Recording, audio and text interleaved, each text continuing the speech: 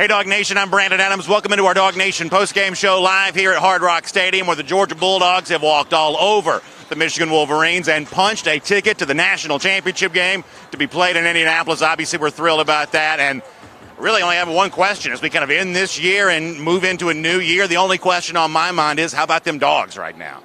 I know you're as happy as I am about everything that happens on that field behind me a mere matter of moments ago, and so we're going to get into all of that as part of our Dog Nation postgame show. We can even begin a little bit of a look ahead to that rematch against Alabama.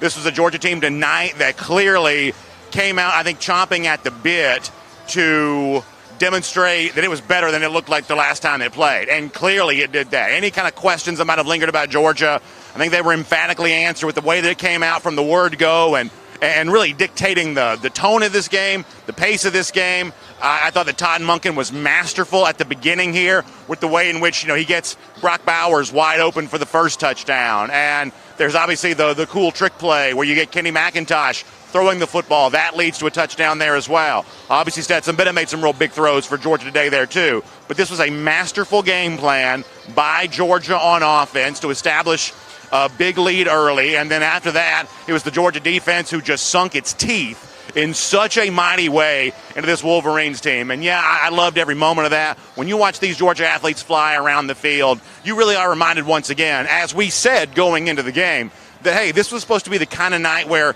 Georgia got its swagger back again. This was supposed to be SEC caliber athletes against what most of us, to be frank, believe are a lesser caliber player in the Big Ten for the Michigan Wolverines. And in my mind, that's exactly what this turned out to be. You saw Nakobe Dean flying all over the place. You saw Darian Kendrick get you a couple of interceptions here tonight. Jordan Davis makes some big plays. Trayvon Walker, Jalen Carter providing some pass rush. Robert Beal gets a sack here tonight.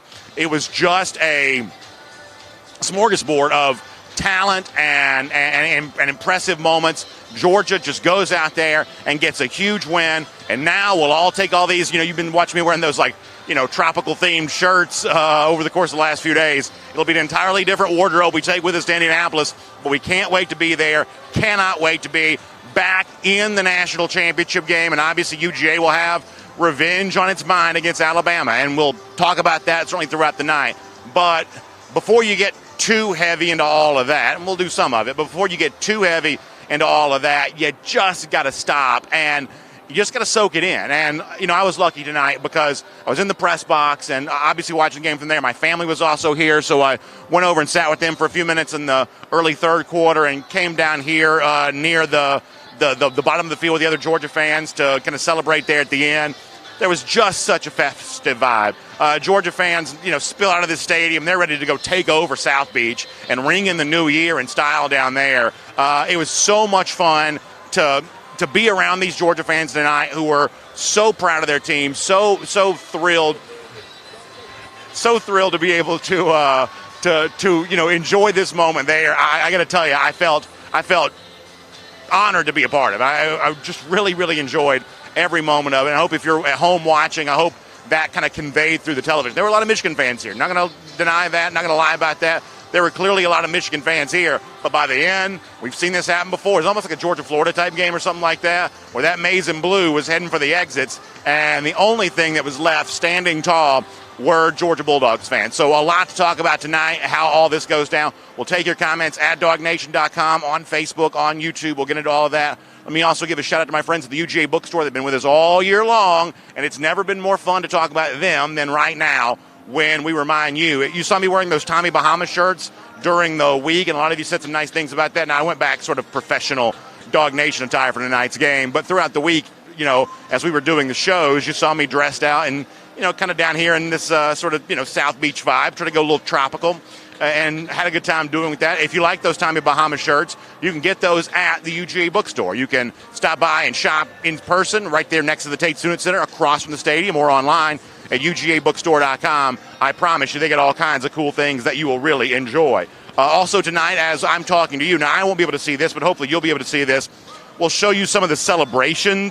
Had a chance to kind of watch that. The trophy presentation took place over here a little while ago. There is confetti all on the field right now. That is a lot of fun to be able to see, as there was a great moment when Kirby and some of the players, the Kobe Dean, were taking the oranges out of the Orange Bowl trophy, and they were going to toss them to their teammates, and those field editions were so prevalent down there.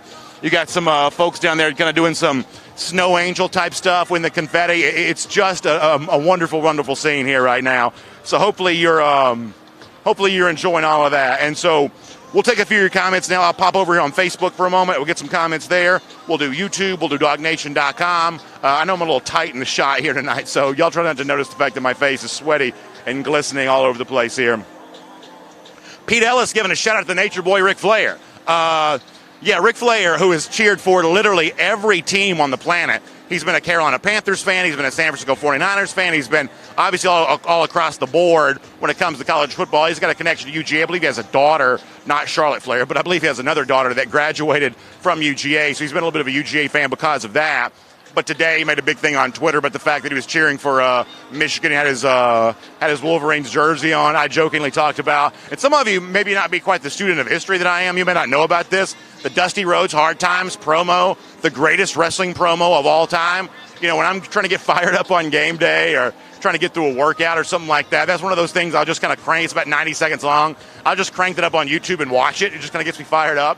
So tonight, Ric Flair may have been styling and profiling in his maize and blue, but Georgia went hard times with the bionic elbow on the Michigan Wolverines tonight, and don't think I didn't love every minute of that, and I know all of you did as well. Let's see what else is going on. William Gleaton says, we'll take Goldberg over Flair any day. Yeah, I actually kind of bumped into Goldberg a little earlier tonight down in the tunnel before the game, and listen, he looked like he was ready to play. He's obviously all rocked up, of course. He had that game face scowl on. I mean, I hope that he spoke to the team before the game. He was down there near the Georgia locker room about 2 hours or so before the game, because I guarantee you whatever he would have said would have certainly had them ready to play. He had the look of somebody who was ready to go out there and do it, so I enjoyed that for sure. Great look, by the way, on the screen, and some of the celebration stuff and the fans having a great time. TJ Smith giving you taking Bama to the train station a little over a week. Obviously, I'm always going to be here for any Yellowstone references, so I'm all about that. And maybe this is the time. I mean, all you can hope for in life is a chance. And Georgia, by being 12-0, gave itself a chance to be in the college football playoff. Going out here tonight and getting that dominant win. Celebrating that Orange Bowl win. Think about those of us who've kind of spent years hungering for these kind of moments of the Georgia program, and to watch the celebration that just occurred was so much fun. And as the commenter says, now you give yourself a chance to be in that moment, to get it done against Alabama and hoist that national championship trophy, something I have a lot of confidence in Georgia's ability to do. And so we'll obviously talk a lot about that. Javon Perry says Monken went into the playbook some. Yeah, y'all know this, but you got to say it anyway. Georgia's got something special with Todd Monken as offensive coordinator. It really does. And I know at different times during the year, there's the tendency to kind of want to get caught up in the personnel stuff, who's playing quarterback, and I really do get that.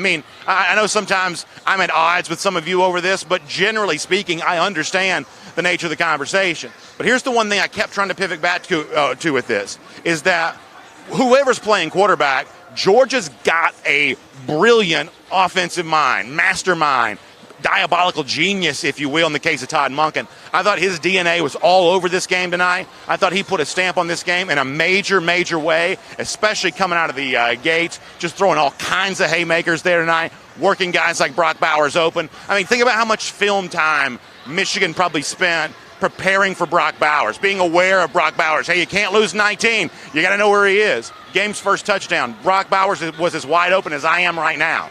That's Todd Monken. Now, Bowers is a great player, but that's Todd Monken. That's Monken getting that guy open, scheming all kinds of stuff up tonight. I truly believe that Georgia's got a special one when it comes to Monken. And the indication is that Monken wants to come back to Georgia again. And so whether or not this next game ends with a national championship or not, I think that Georgia's going to be in business offensively for quite some time to come. I think you've got to give I think I'm shaking my phone too much. Facebook thinks I'm trying to report some sort of issue. Travis McCullough says this was the defense we grew to love. Yeah, I mean, they were trading paint tonight. They were laying lumber tonight, flying all over the field. There was a video that I tweeted during the game of Trayvon Walker just blowing up Michigan center. Quay Walker committed multiple felonies with some of the hits that he laid licks on tonight. These guys were just flying all over the ballpark. So many playmakers, and for a Georgia team that wanted to get its swagger back, that needed to do that, making those big plays defensively, coming up with some turnovers, coming up with the negative plays, getting the sacks. That's been the one thing. In a lot of ways, we've talked about the comparison between this playoff team in 2021 to the previous playoff team at Georgia in 2017. And the one big difference defensively, because that defense was good too, but one of the things that made this defense different for me was not just the statistics. Go back to 2019, Georgia was also very stingy back then, but they weren't always very impactful sacking the quarterback. They weren't getting in the backfield and creating those havoc plays, which we've talked a lot about. This defense has done that. Now, they didn't do that, first Saturday in December, but they sure as heck did that tonight. And as the commenter said, this was Georgia defense, the brand that's been established here. This was it to a T. Flying around, making big plays, sacking quarterbacks, forcing turnovers. Havoc rate? Yeah, havoc rate all over the place for Georgia there on that. It's our Dog Nation post-game show presented by the UGA bookstore. Good conversation to be had. Jimmy Miller says it was definitely a team win tonight. Totally agree with that. This was the kind of game where there were so many contributions. James Cook, we'll get to more of him in a moment. We talked about McIntosh throwing a touchdown. Brock Bowers obviously doing what he does. Lad McConkey getting involved. A.D. Mitchell catches a touchdown here tonight. Just so many, and of course across the board defensively, just, one big playmaker after another. So many guys can be rightly said to have made a big contribution to this game. I do agree with you. Let's see what else. Kevin Hartley says Nakobe Dean was a beast tonight and all over the field. Now I'll give Connor Riley credit for something. I like a good hot take. I think that's fun. Connor had a pretty good one tonight. He put it on Twitter, our Dog Nation colleague, of course, Connor Riley, that he thinks that now Nakobe Dean may have surpassed Roquan Smith as a player. And I know that sounds crazy, but honestly, I think that's a fairly reasonable take. I think there's, by the way, you got a little DJ going on over here. You're in Miami when it's like an hour after the game, and they're like cranking up a DJ booth over here. I had a chance to walk through some of the suite area a little earlier. They've got an entire suite area that's basically like a nightclub. You're talking about amazingly nice. This is incredible. You have the little indoor cabana things set up, and that's where you sit. And it had dark kind of mood lighting, and it was very much set up like a club, as only Miami can kind of do. So that's a cool thing to be able to see. Bobby Mean says it was total and utter destruction, and it was. And, I found myself really just kind of watching it unfold, saying, this is amazing. This is remarkable. This is as impressive a game as Georgia has played in the Kirby Smart era. This was a Michigan team that was 12-1 and the Big Ten champion. This is a Michigan team that gave Ohio State, who obviously started the year, at one point in time had been talked about, one of the toughest outs in the sport. This was a Michigan team that handled Ohio State. And tonight, Georgia came out and, could have beaten this team as badly as it wanted to. Just total, utter domination, as the commenter said. Let's check it over here on YouTube here as well. Silent Chaos said, did anybody see all the holding calls the refs missed that should have gone against Michigan? I didn't necessarily see all of those, but there were a couple of awful pass interference calls. One in particular was just horrendous. I mean, a couple of those were blown calls about as badly as anything can be. Really wild how badly some of those calls were blown. Georgia Fan 101 says, I think we put way more pressure on Bryce Young. I seriously doubt he'll have the production he had last time. I mean, I'll be somewhat sarcastic and say, obviously Georgia can't really play worse defensively than it did the last time it played Alabama. But when you watch this Georgia team tonight and you see all the pressure they did get on Cade McNamara, I mean, they really hurried him. In addition to the sacks that Georgia got, they also really rushed him tonight. And I mean, rushed his throwing attempts. He was hurried tonight. And it is a reminder that's what this team can do. They didn't do it against Alabama the last time, and that's the reason why they got blown out as bad as they did.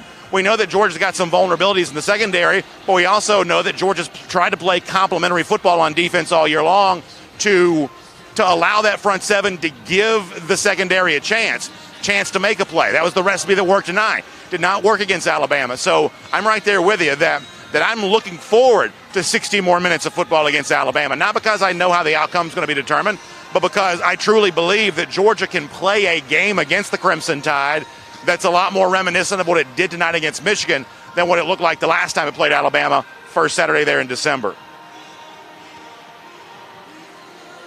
DMart42 says, Sawyer about to go Anderson to Hutchinson, back to Anderson, and more than holding his own, give him some love. That's a good point. So I thought Georgia's tackles tonight had a very good game. McClendon, who always does his job. Salyer was out there doing his job there as well. And when you think about, Ajabu and Hutchinson, those terrific pass rushers, and as DMart brings up, this is like Alabama, Michigan, Alabama to kind of close out the season for Georgia. That's a tough combination of pass rushers that Jamari Salyer, even though he hasn't been 100%, he's kind of handled those guys. And tonight, for all the talk about Hutchinson and Ajabu, and listen, I get it. I'm not mad that the media hyped those guys up. They're clearly good. But for all the talk about those guys pregame, where were they during the game? For all the talk about those great Michigan running backs, I'm not trying to be overly, mocking here, but all that talk about this tandem of Michigan running backs and what do you do to stop them? Names not getting called during the game there at all. I'd be very interested to find out what the Georgia players have to say about some of what they heard leading into this game this week, because clearly this was the Michigan team that was getting the lion's share of the attention from the media, and Georgia, as Trayvon Walker said a bit when he spoke to reporters on Wednesday, just kind of lying in wait, hoping for the chance to prove to folks that Georgia was maybe better than people realize, reminding you how good Georgia's been throughout the season. And that's exactly what the Dogs came out and did tonight. By the way, this is our Dog Nation post-game show presented by the UGA Bookstore. Thank you for being with us here tonight, and make sure you check out the UGA Bookstore online, UGAbookstore.com, or in person right there next to the Tate Student Center across from Sanford Stadium, whether it's the Tommy Bahama stuff like I was wearing this week, or as I packed for Indianapolis, some of that warmer gear, some of the Peter Millar stuff maybe. You get the pullovers going, the warm coats, Nike coaches gear, the stuff just like you see on the sideline, so much more. Find it there at the UGA Bookstore. You can get all of that. Let's get some more comments here on YouTube. Johnny Bailey says, how about talking about Stetson Bennett now? Yeah, I don't think you can say enough good stuff about Stetson Bennett. I thought he had a terrific game tonight. I really did. And he made some really big throws for UGA. And, listen, I'm going to be happy for Stetson. Now, if JT had played and he'd played well, I would have been happy for him too.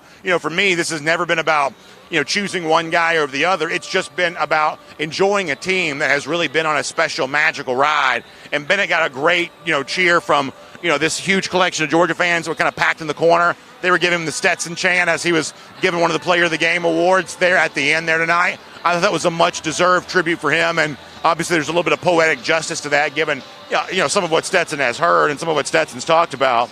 So, from that standpoint, pretty good stuff all the way around. All right, we'll continue to take your comments here. UGA Bookstore presents the Dog Nation postgame show. More here on YouTube. Let's see what else. Texas Dog checks in and says, I just don't want to see bandwagon fans here complaining about Stetson and act like they love him right now. Yeah, listen, here's my thing. I am more than happy to welcome everybody back into the Big Ten.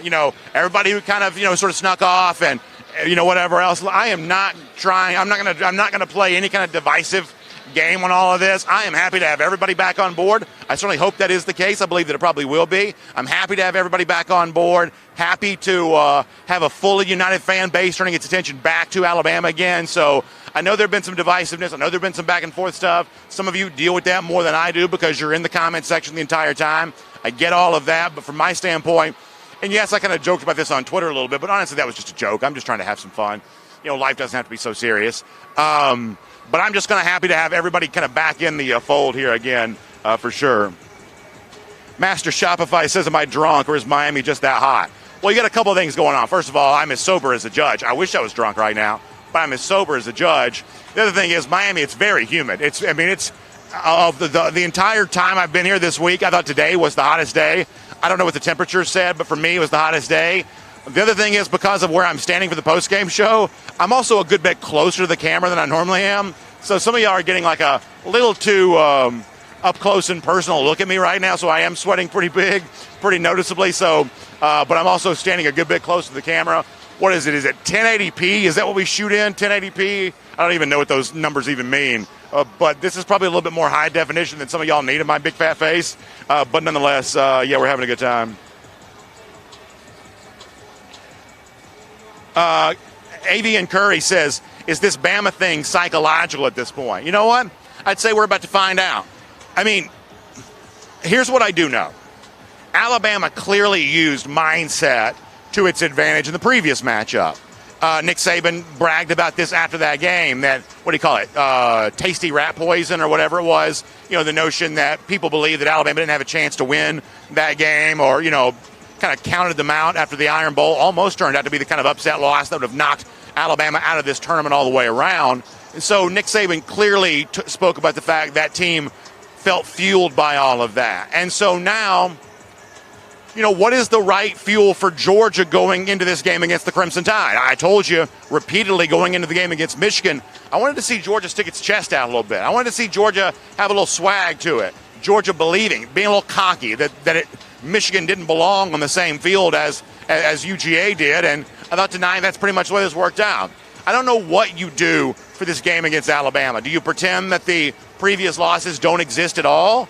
Do you pretend that that is a huge, you know, cloud hanging over your head? I truly don't know. I'll be curious to see what Kirby Smart says about some of that kind of stuff. And some of what he says maybe won't tell the full story of exactly what they do behind closed doors, but I do think how you approach Alabama, knowing you get a chance to play them for a second time here, just a few weeks, you know, after the previous matchup, the way in which Georgia goes about this, I do think will be interesting because, you know, look, you know, you've got so many of these that have kind of piled up against the Crimson Tide that it almost seems fake not to acknowledge it. But not every player that's going to play in that game coming up in a couple of Mondays were on the field for those previous losses to Alabama. So how much does it mean? I don't know. I mean, Kirby's going to clearly be tired of being asked questions like that, but that is obviously a very relevant question going into a game like this. Let's see what else. Catherine Cartwright Kraft says, do they normally throw the oranges? Thought that was funny, and Kirby looked like a 10-year-old. Yeah, that was really nice to see. Great to see the way in which those oranges were being thrown out there. Kirby had a big smile on his face. I'd actually tried to get a video of that and, you know, wasn't able to do that, but it was really fun to see that. Just a really cool moment with the celebration ongoing. And, you know, obviously Kirby's a pretty tightly wound guy, and that's part of his recipe for success. He just runs 100 miles an hour like a race car in the red all the time. There aren't very many moments you get to see a little childlike joy from him. This was clearly one of those moments tonight. I also very much enjoyed that there as well.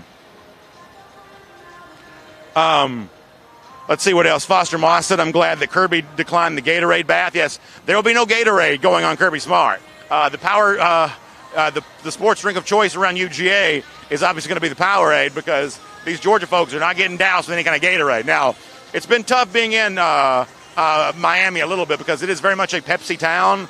And for a Georgian like me, that's a little bit weird. Obviously, Gatorade affiliated with Pepsi, but good for Kirby Smart if he truly did sidestep that.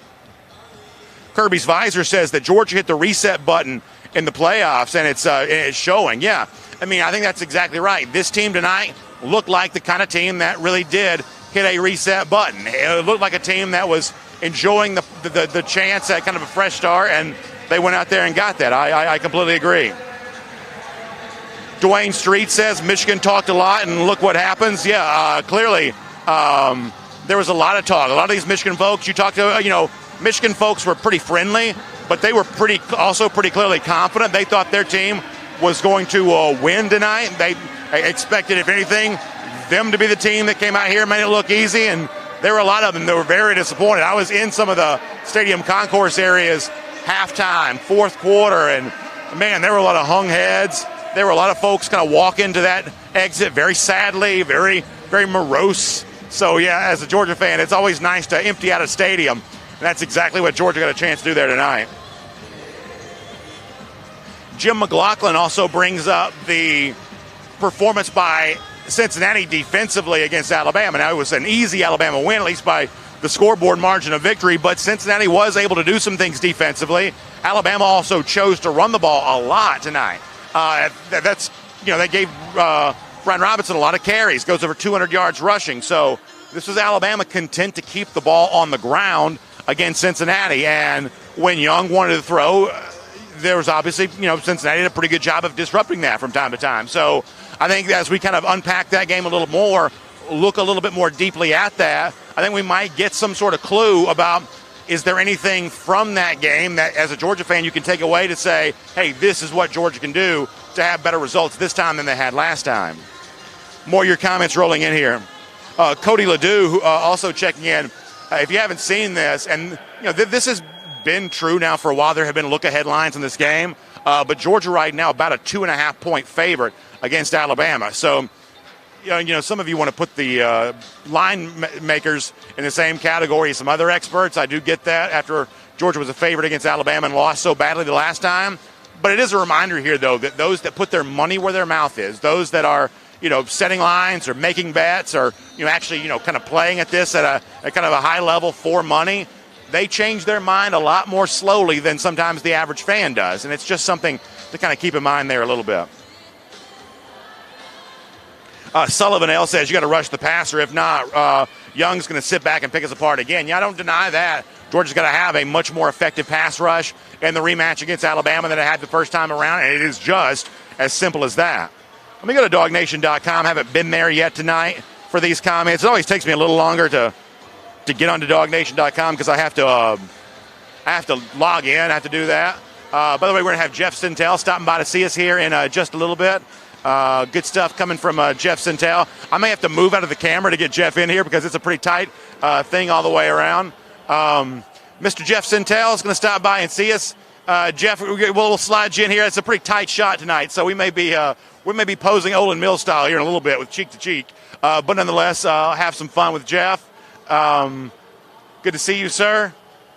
What's up, Brandon? Welcome in here. No, this is a little bit more joyous than the last time we did one of these, right? You better believe that. We're having a great time tonight here on the Dog Nation post-game show presented by the UGA bookstore. I know you had a great time as well down there on the field. We've obviously talked about a lot of what's going on here, but before we get back to the comments, give me some more of your thoughts about exactly how you thought this game played out, what you noticed from down there on the field. Well, I thought it was really evident that Monken really dialed up a great game plan today. This was one of those Todd Monken, this is why you get paid all these big bucks type games.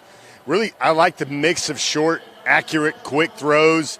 Hutchinson, Brandon, I don't think he has a sack. Yeah. I think Jamari Salyer, you'll see a couple of very viral blocks where he basically put the expected number 1, number 3 overall pick in the NFL draft on his keister a little bit. And I think, Brandon, this is just the good mix of almost what you need to see from Georgia to win the last one, to win the next one. I mean, I think the game started off with a 9-yard run, and then Georgia just fed tight end. And so they started doubling and putting major coverage attention towards Bowers. And you know what they did after that? Monken's like, all right, take this away.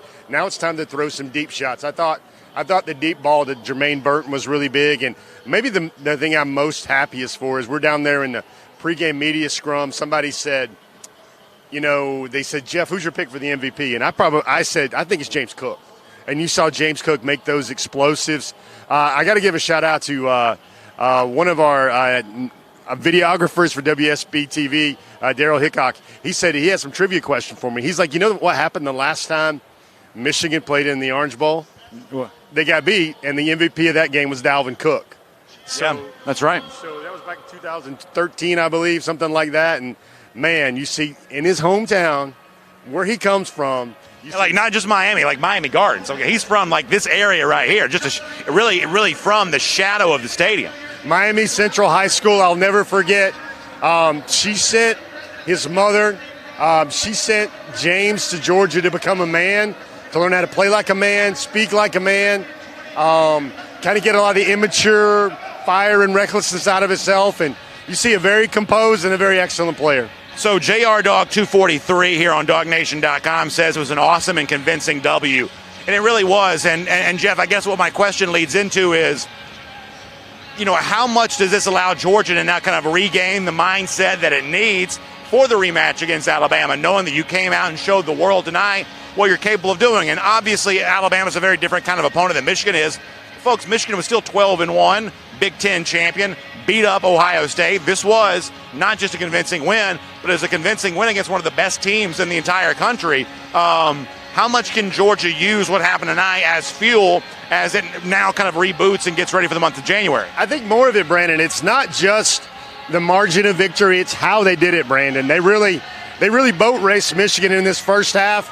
I mean, things are going very good for Georgia when they're up 27-3 in the first half, and then they didn't run a really good 2-minute offense at the end, and Kirby Smart went smoldering on Stetson Bennett, and it just shows you where this team's mindset is. But I think it's a win that gets the swagger back in the Bulldogs a little bit. It's a huge confidence pill for the team, and I just wonder how many of you fans out there have went on your favorite airline vendor or whatever and bought some plane tickets. No doubt about that. Let's get a few more comments here. GG Alien says this was a total beatdown. It certainly was. Also says the mindset was locked in. Jermaine King says, I'm having so much fun tonight that I just realized it's almost midnight. Yeah, we're about to ring in 2022. I was down here with some of these Georgia fans right there at the end. Jeff, I'm here to tell you this right now. They're about to tear up Miami. I mean, they're about to burn through South Beach tonight, and they're going to be getting after it in such a big way tonight. I hope this town is ready for what Georgia fans have in store for it, because I can promise you this, the party is on in the parking lot right now. The party is on all the way back to the beach, all the way, wherever. There are going to be a lot of Georgia fans, as the great Larry Munson would have said, some property destroyed tonight as the lights are starting to go out on us here a little bit. Look at that. No, it's the DJ in the corner. They're having a party over there in the corner, and that's mostly Michigan folks. Well, there you go. So this has turned into a very different kind of post-game show now. The stadium is clearly completely pitch black dark, and there's a DJ playing behind us. Hopefully folks can still hear us. I think they probably will be able to. But Georgia fans obviously having a really good time. It brings to mind for me, Brandon, you remember Pasadena? Hold on, I'm sorry. Is this what Michigan really thought? Watch the video screen behind me there. This is a sanctioned Michigan post-game party. These folks thought they were coming down here for a good time. They got the DJ set up over here. They're down there on the field. Is this what these folks really thought they were going to be doing down here on this field, dancing and cutting up and having a good time after a big win? Shame on them for thinking that way. This is the most Big Ten thing in the world. There's no way an SEC team would be partying down right now, DJ style, on the field in a stadium in a game they just lost. So this is a participation trophy? No. It's a participation party here for Michigan. They've got Michigan hype videos playing. They've got Blue down there, and it's like you wouldn't known that they just got boat raced in this football game. Yeah, listen, all these people want to do is they know that tomorrow they got to get back on that airplane. They got to fly back to that miserable cold weather state where the rest of us are going to go back to Georgia where it's beautiful. Tonight when the clock hit zeros and they were getting ready to give that trophy to Georgia, they played the Ray Charles, Georgia on My Mind, and all the Georgia fans over here swaying and having a good time. That's the kind of celebration you earn. Not this sort of bootleg thing that's unearned, stolen valor down here, celebrating like you won something. That's embarrassing for the Michigan Wolverines. Max McDonald says, LOL Big Ten. Barry, you almost got me, Barry. You almost got me on that one. Says Darnell Washington's blocking tonight was big time. It was. Georgia played a lot tonight, at least in the early going, with 3 tight ends in the game. You had Fitzpatrick, you had Washington, and you had Bowers in the game. That was clearly a recipe for success. Georgia's as deep at tight end as it is in almost any position, probably deeper than almost any position. And Big O tonight was certainly moving some bodies out there. It's funny. It was the Joe Moore Award winner. Remember that? That was the Joe Moore Award, the best offensive line in college football. You saw Michigan rotate a lot of their quarterbacks tonight. You also saw a run game that was really having trouble. I think they had 14 carries for 29 yards at the end of the first half. And you see Georgia, I think Stetson Bennett started out 7 out of 7. And it was just an example for me all night long. I hope you guys saw it. I hope the commentators on the national broadcast pointed this out, that all those plays where Michigan would get 15, 12, 18 yards in the Big Ten, those were like 4 or 5 yards against this Georgia defense. Lee Burkett says you got to be in it to win it. Need one more great game while all the other teams in the country look on from their couch. And Lee, you're 100% right, and this has kind of been my thing the entire time. I mean, Kirby Smart said this week, of course you want to be in the college football playoff. And who knows how it ends? Who knows how it works out in Indianapolis? Who knows? We may be the ones tucking tail and heading back home the way Michigan fans are right now.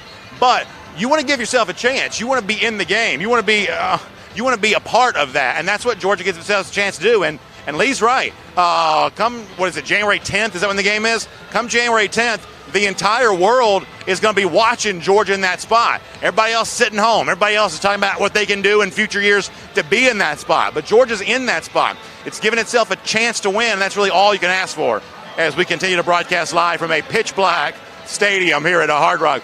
We've done a lot of different... 2 minutes. Oh, it's almost... we're going to ring in the new year. I got to be like Dick Clark here, or like... what's the guy's name from CNN that's always doing Anderson Cooper? We're going to ring in the new year live here on Dog Nation.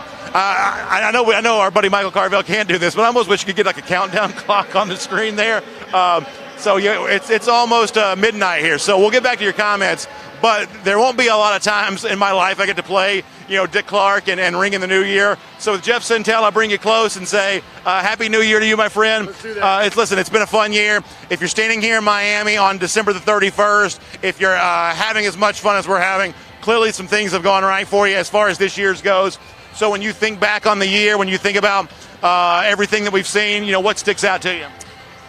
I think this win right here is the signature right now for the season because it propels you. It gives you that shot in the arm.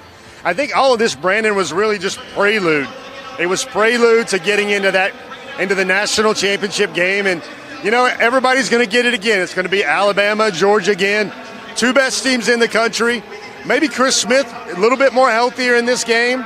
Maybe Georgia has a little bit more. Maybe Alabama's a little limited, losing a couple of key pieces. And Brandon.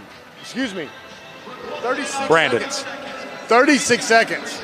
So tonight, I was lucky enough. I got to have my family here, my wife, my children. So much fun to be able to share this big win with them. And I know they're out there ringing in the new year. So if they happen to be tuned in right now, I love all of you. And for all of you, I hope you're with those that you love. And you got the fireworks coming down now. You can't see those on the screen, but they're coming down here. Happy New Year indeed. The New Year rings in here on Dog Nation. This is a Dog Nation first. We're about to count it down. Just a few seconds left for 2022. I believe 2, 1, and with that, we have just rung in a new year on our Dog Nation postgame show, presented by the UGA bookstore. I sort of wish I had like my tuxedo tie undone here a little bit. Happy New Year to all of you. As I was saying before, hope you're with those that you love, good friends, good family, celebrating a big Georgia win. Georgia's going to the national championship game. For me, 2022 is already getting off to a great start. And Jeff, let me be the first to wish you a Happy New Year here as well. Happy New Year, Brandon. I don't know, man. This is starting out pretty good right now.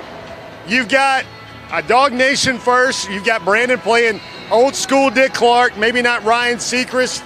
And you have, Brandon, we may be in Miami Beach. It may be the 305. But it's great to be a Georgia Bulldog here in South Beach on New Year's Eve tonight. I agree with that. Max Klatfelter says over-under on celebratory beers at 18.5. Here's what I can tell you. There are a lot of Georgia fans who are well past that number by now. A lot of Classic City Lager being consumed outside these gates. I can promise you that. Let's go back over to YouTube for a little bit. Hopefully y'all can still hear us. If you can't, let us know. We got fireworks, we got DJs, we got everything else. It's totally dark. This is a lot better than blowers and motors in Knoxville. Yeah, we've come a long way from Leaf Blower Gate back at the Tennessee game. All right, let me see if I can even see some comments. Thomas Tyson, yeah, I am happy as hell right now. I'm having a great time. Paul Malone checking in to say Happy New Year. He also says Roll Tide. Well, listen, we got a date coming up with that Alabama team again very soon. We'll see how that one turns out. Low Elo Joe gives you Go Dogs. Shadow says Happy, I'm going to assume he says Happy New Year here. Brandon, did you see the post games? Now, I know this is a very striking visual. There was so much confetti down here that the confetti is still knee-high, cotton deep right there in the middle of the infield right there. And then the funniest part of the post game was everybody throwing oranges. Did you see everybody throwing oranges? I did. I wasn't able to get a video of that, but I was able to show that a little earlier. But yeah, it's a great. Kirby was having so much fun. People think I'm having a good time. Kirby was having so much fun. He looked like a kid. He had a big, goofy smile on his face. He's throwing those oranges. I mean, that's the kind of thing that for a guy like that, you just don't get to see a lot of those opportunities. You know what he always says about the Georgia-Florida game? He celebrates like that because you worked so hard. You pour so much into this game. And, you know, look what Georgia did. And, Brandon, here's a fun fact. George Pickens really didn't even need to press the Pickens button. He was on the field, of course, but mostly used as a decoy. He got about 2 balls, I think. But, I mean, Georgia had explosives. They had offense everywhere. They had Brock Bowers early. They had James Cook in the middle. They had Stetson Bennett running around, playing one of his better games as a Georgia Bulldog. You got to add that together. To me, Brandon, I always thought before this game, how much better was Michigan than an Arkansas, than a Kentucky, than all those teams that Georgia faced, than a Florida, than an Auburn, than a Clemson. Turns out, Michigan was kind of just like those teams when they faced Georgia. Hugh Nash on Facebook says that Monken got so many of the weapons involved. He did. And it was a big game from James Cook tonight, which is so special. One of our commenters earlier mentioned that this is also, I guess, the anniversary of his dad's passing there as well, which makes it the moment for James even more poignant. I mean, he talked about this week. Obviously, he loves his team. I know he loves his hometown. I can't imagine James had too many happier nights than one he gets a chance to enjoy tonight. I mean, it was so happy, those boys down there, Brandon. I don't know if you saw them, but several Bulldogs, normally the largest Bulldogs, like offensive linemen and defensive linemen, they were making snow angels in the red confetti. I did see some of that, yeah. I mean, Brandon's going to go down there, and he's going to do a snow angel in a minute. You guys remember those pictures from Pasadena? That's right. When Brandon had a rose between his teeth? We're going to find him an orange. By the way, did we run out of field editions? Yes. I was wanting to try to get one of those, so we'll see if we can still conjure one of those up from somewhere. But just absolutely extraordinary night. Let's take a few more of your comments here. Dog Nation post-game show. We're live here tonight and having a great time as the Georgia Bulldogs are on top. They are Orange Bowl champions. They are heading the national championship game. We are heading for 2022, having a great time. Big, gigantic fireworks display here as 2022 rings in style. That's the Georgia offense right there. That's exactly right. Fireworks all over the place. Jeff Sentell, worth waiting for on that one. All right, let's get a few more comments.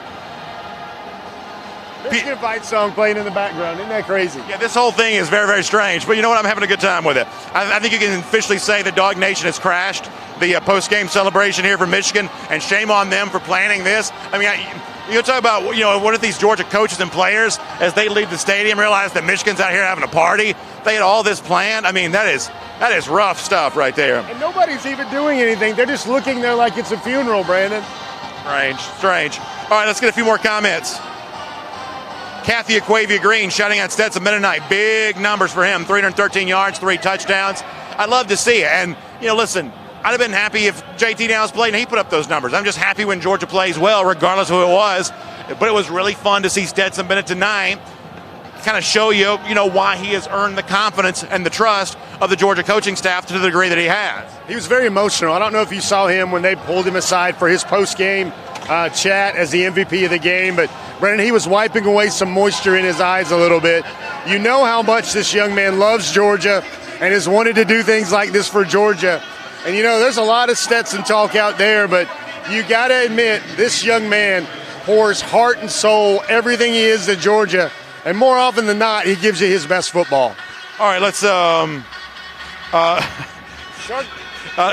L says if you're a fan of an SEC team that lost its bowl game, and there have been a lot of them, he says thank Georgia for saving the conference. And listen, I'm a SEC homer as much as anybody is, but I told our folks there wasn't but one bowl game I cared about at all. It was this one right here. So, yeah, I'm happy to have Georgia waving that flag for the SEC. The Georgia fans broke out that SEC chant, and I was happy to see Georgia represent the conference here tonight. The ball to Burton was really nice. The ball, how much they overloaded and used Bowers early. And Brandon, this is another Nakobe Dean, whoa game. You saw him closing down lanes, chasing guys. I thought Quay Walker had a very good game today. I thought Nolan Smith had a very good game today. Consistently putting pressure on those guys. And, Brandon, let's not just talk about Jamari. Let's talk about Warren McClendon, too, because both Georgia's tackles, Michigan had, 33 combined sacks between those guys? They didn't get any tonight. Yeah, that's exactly right. More comments here. Crow King 123 says, fireworks, baby. Happy New Year. We are off to a great start, and you better believe that's the case. What a night it is, ringing in the new year in style here at Hard Rock Stadium, and happy to have all of you with us as we indeed do that.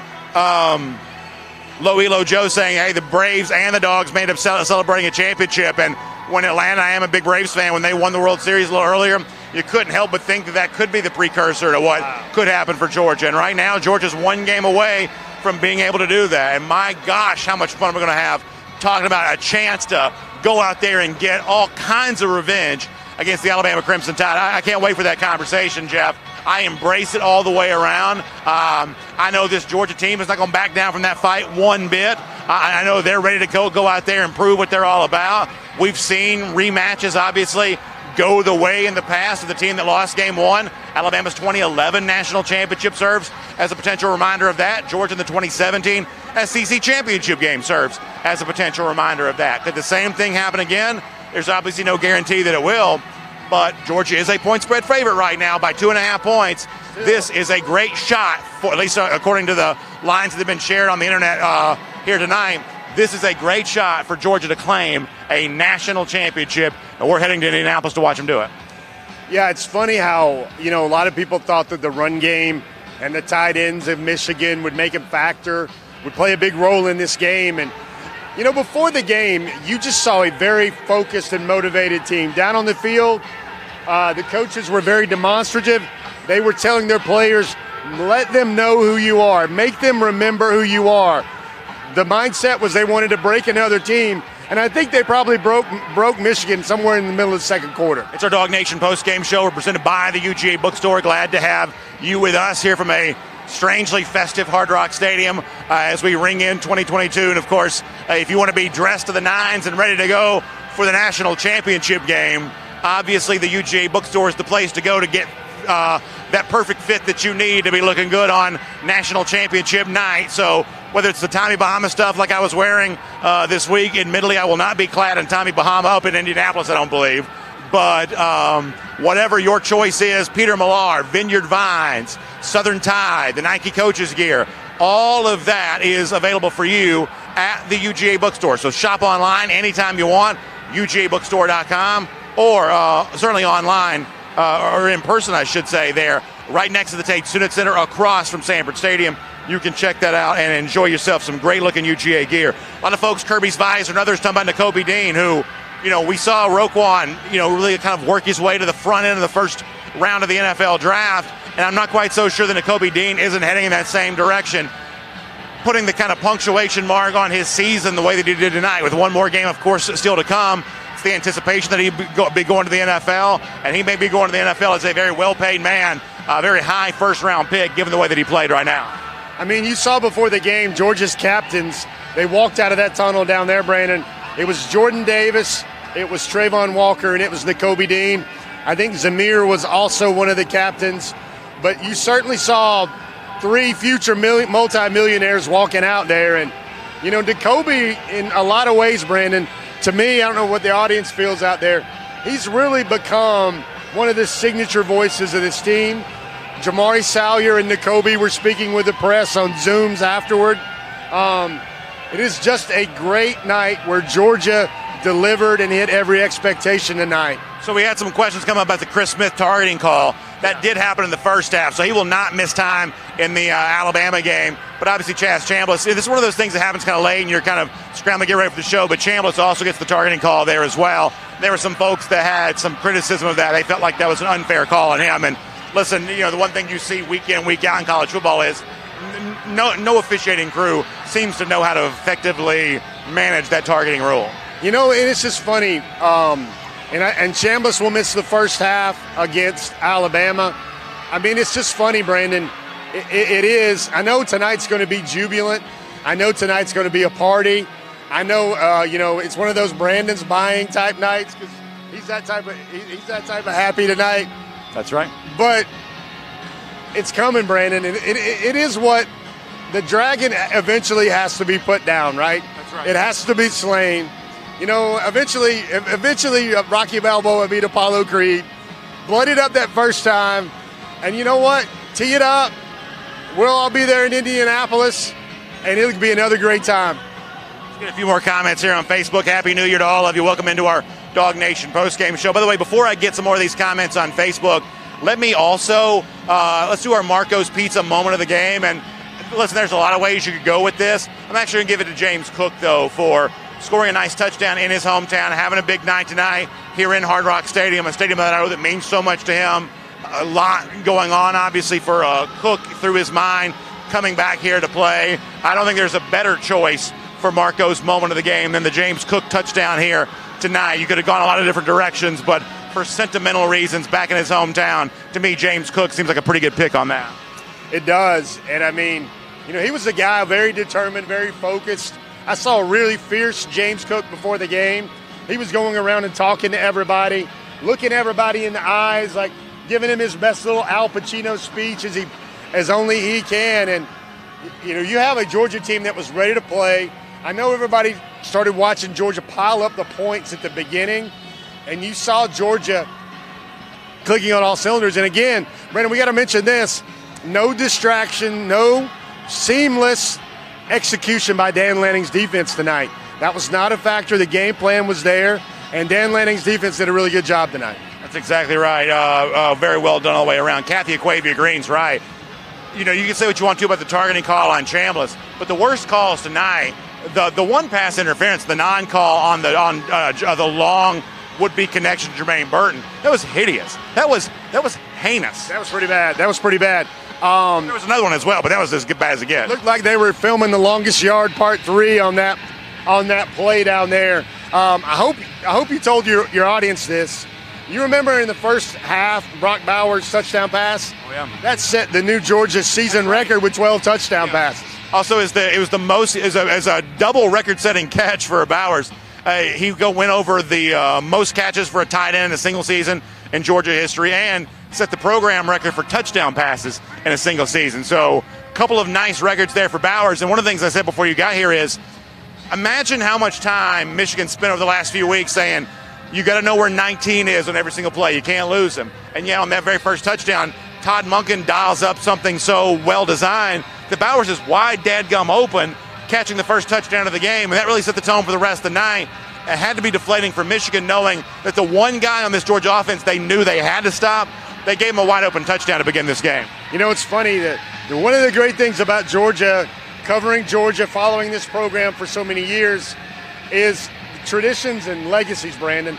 When you mentioned the number 19 for Bowers, it just, the thought mushrooms in my head that, Hines Ward might not wind up as the best 19 in Georgia history anymore, because very disappointing. Bowers is coming for you, Hines. Also, Charles Grant was a great 19. Yeah. 19 is one of the more prolific numbers in Georgia football history. Now Brock Bowers is on his way to adding that legacy. You're 100% right. I mean, who knows where his career goes from here. Barry Watkins asked a good question. So I don't know if you know this or saw this, but Alabama tonight, when it won the Cotton Bowl, got to move its logo on the big. It's basically like the same thing they do with the NCAA men's basketball tournament. You move your logo, on the bracket. And Alabama got to do that tonight, but they didn't do that down here for Georgia. And, I don't know why. Barry, you're exactly right. I saw Bama do that. I was kind of looking forward to seeing Georgia do that, but I don't believe they ever did do that. I guess they're too busy throwing oranges to do that. But I was even kind of like scanning the field, trying to find an orange. Not orange. There were all oranges everywhere. Trying to find a board like that, and could not find them. We got a traffic report. The Michigan fans have spread out. They're still not dancing, and it looks like they're just milling about, wondering about when their next flight to Detroit's going to land. That's exactly right. So fun stuff with the Georgia Bulldogs tonight here, a part of our Dog Nation postgame show. Jeremy Chapman brings up a good point. How about the pickup of Darian Kendrick? He played like a stud today. You're right. It was a great acquisition for Georgia. Judicious use of the transfer portal. Paid big dividends for the Dogs here this year. And for Kendrick, who did not play well with Clemson in the college football playoff, it was really a night of redemption for him. Comes up with the 2 interceptions, and I think, really, answer whatever critics might have existed about him when he, did not have a good game for Clemson against Ohio State in the college football playoff a year ago. Obviously, I think he answered that in a big way tonight. But I think he's had a really good season for Georgia. There are so many guys that get so much attention in this Georgia defense that there's almost not enough praise to go around sometimes. Kendrick probably should have been praised more during the year than he has, but you're right. He was one of the players of the game tonight for Georgia, and he came up in such a big way here. It's funny. It's one of those Brandon, where Kendrick, remember how at the beginning of the year he was in that first-round Mel Kiper conversation for Georgia? Now I think he's still back in that. The other point to make about Kendrick, Brandon, what I thought of when he made that first interception is I was like, remember Darian Kendrick was a 5-star wide receiver coming out of high school, and Dabo Swinney and Brent Venables converted him to a cornerback in Clemson. And again, for him, that's a guy that has to come into the Alabama game with a lot of confidence as well. Steve Rogers says the Michigan fans going to have to grab a Greyhound bus getting out of here. Yeah, that is their next situation. Back to freezing cold Michigan. Bundled up and cold, that's where they're going to be. Georgia fans going to enjoy the sunshine and warm weather here tonight and then go back to the beautiful Peach State after that. Then it'll be our turn to freeze as we head up to January. Head up to Indianapolis in January. But listen, a nice big old slab of beef at St. Elmo's Steakhouse. That tastes pretty good to me right now. Sounds pretty good. Can't wait to hopefully get a chance to enjoy all of that. Brandon, we better soak this up right now because the early intel is it's going to be 26 degrees while we're in Indianapolis getting ready for another big game. John Foster says I might not be buzzing as bad as I look. I realize that I'm pouring sweat and I'm so close to the camera. And I'm also tired. It's after midnight. I wish I was drunk, but I'm high on life right now. If anything, I wish I was drunk. I am nothing but high on life at the moment. Have you danced yet? Have you I do a little dance. Yeah, I get a little bit going there. I haven't done any karaoke yet, but I had a little dance going. Listen, you're taking it back. I don't know if y'all can hear this through my microphone, but you're taking it back to Salt and Pepper here. You little push it. What is this? 1988, I believe. So yeah, you're gonna bring this back. I was in 5th grade when this song was popular. Brandon, you get some moments tonight for your audience. If you ever wanted to know what Brandon looked like jamming to Salt and Pepper on a live stream, well, here you go. That's exactly right. Very, very fun. John Foster, thanks for the kind words. All right, let's do another trip through the comment section. Dog Nation post-game show presented by the UGA bookstore. We'll get ready to wrap up and let y'all go enjoy the rest of your New Year's here. What's going on here in the YouTube comment section? Yeah, Kirby's Visor is the disco pack. Like, Jeff, there's like 7 people down there milling around. Like, it's so strange. There's a huge, like, the stage is really pretty big. I mean, it's like a, by the way, who's the country guy that sings Fancy Like? Walker Hayes, is that his name? He did a halftime show tonight. But this is a very big stage over here for like, for a very big party. Got a lot of lights, a lot of effects. And yeah, there's like 7 people standing around there. The whole thing is very, very strange. Very strange. All right. Their fight song is Hail to the Victors, and they were playing it after they just got smashed. That's exactly right. A little Frank Sinatra, New York right now, apropos of nothing. We're in Miami. Michigan's not New York either. Georgia fans, wouldn't spit on New York if it was on fire, so I don't really know where, no offense to Steve Chaffini, one of our great commenters. I don't really know where the New York's even coming from on this.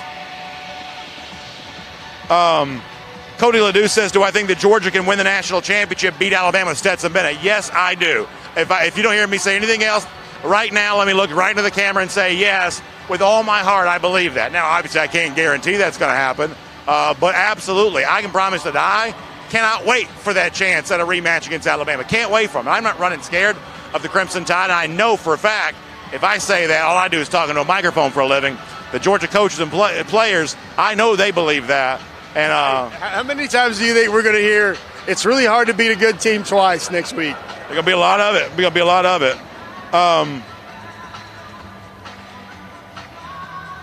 Let's see what else is going on. Thomas Van Senta says those Michigan fans have already headed for the airport. I think that's probably true. Georgia fan 101 says beating a team twice is hard to do. I'll take that. Yeah. Listen, you got to love your chances there with that. Let's see what else. Back over here to dognation.com for a minute. We'll get ready to wrap up here and let you all enjoy your happy New Year. Oh, Corey checking in. He says he lives in Indianapolis. So there are a lot of dog fans looking forward to seeing Georgia coming their way here. So hope you're able to secure those tickets. Obviously, the last time Georgia and Alabama played the national championship game in Atlanta, the tickets were outrageously expensive. Probably the most expensive ticket for any game that I can remember. Given the long travel, right now travel's not super easy. The Omicron, variant, whatever, has caused a lot of flights to be canceled. The flights that, were already heading to Indianapolis were very, very expensive. I wonder if the difficulty of travel is going to depress the ticket market a little bit. Tickets for tonight's game were really pretty expensive. There's a lot of very expensive tickets, for tonight's game. I wonder if the Alabama-Georgia ticket will be a little cheaper because for the first time they're not playing in the backyard of both teams in Atlanta. They're playing way up there in Indianapolis. I wonder if that's going to be the case. Speaking of that, Brandon, let's have a quick back and forth about this. I think Georgia played a road game tonight. I think Michigan had about maybe 60% of the fans here. They were very loud. Brandon, I was very impressed how Michigan would do nothing for a quarter and a half, and then they have a 14-yard flare pass to the back, and the crowd goes crazy. I think Michigan showed up in more numbers here than Georgia tonight. Yeah, absolutely. And listen, when you got a situation like that, when a team shows up in big numbers like that, fan base, there is nothing better. And listen, the Michigan folks are actually pretty nice. I mean, they're a pretty tame fan base for the most part, but they did think they're going to win. I mean, this party behind us is a kind of proof of that. There is nothing better than sending a bunch like that home because, let's face it, they think they're a fancy pants school. Yeah, they think they're, very serious about academics and stuff like that. Sending them packing, sending them home, oh my gosh, it makes me so happy. Makes me so happy. Still no dancing. It looks like, Brandon, they're like, the DOT workers where there's one person working on a job and there's like 18 other people standing around. That's right. That's what that looks like right now. It looks like they're witnessing to a traffic accident. That's about right. All right, we got to get ready to go. Hear you, everybody. Hugh Nash says Nakobe Dean's etched his name in UGA lore. Great comment. Could not be more true. You're absolutely right. Nakobe Dean's one of the best. He is one of the best. The list of players in the history of this program who are better than number 17 is very, very short. You're 100% right about that. All right, let's see what else. Boston Dog checking in on Stetson haters. Yeah, listen, I mean, my whole thing tonight is, I'm not trying to stir up anybody. I'm glad to have everybody back on board. I love it when the entire fan base and supports the entire team. I think that's what you got right now. That's all I've ever wanted, is everybody going to be on the same page here, and I believe we've got that. So I'm as happy as I can be about all of that. Fun comments, great show. We're going to pack it up here for right now because it's nearly 12:30. So really, really fun stuff. Cannot wait to be back in Atlanta and our Dog Nation World Headquarters studio on Monday. We're going to be talking about this thing 1,000 different ways, getting ready for the Alabama Crimson Tide, celebrating the fact that there were oranges flying tonight, being tossed in the direction of these Georgia players. Kirby Smart, big smile on his face. What a night to be a Georgia Bulldogs fan.